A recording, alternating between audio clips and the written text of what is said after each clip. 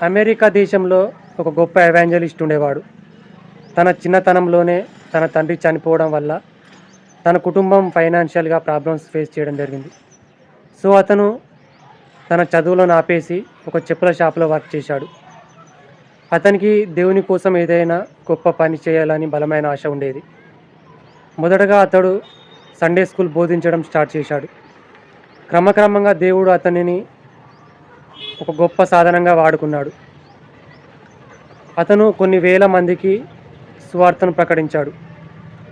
అతని ద్వారా కొన్ని వేల మంది క్రీస్తును స్వీకరించారు. అమెరికా, యూరప్ వంటి దేశాలలో గొప్ప ఉజ్జీవాన్ని తీసుకొనొచ్చాడు. అతను ఎవరో కాదు, డిఎల్ మూడీ. అతను అంటున్న మాట ఏంటంటే, సువార్త కోసం మనం ఎంత దూరం నడిచినా ఆ సువార్తలో క్రీస్తు కనపడకపోతే ఆ పరుగు వ్యర్థమే అని అతను అంటున్నాడు. నేడు మనం సువార్తను ప్రకటిస్తున్నాం. ఆ సువార్తలో సెంటర్ ఆఫ్ అట్రాక్షన్ ఎవరు ఉండాలంటే ప్రభువైన యేసుక్రీస్తు వారు.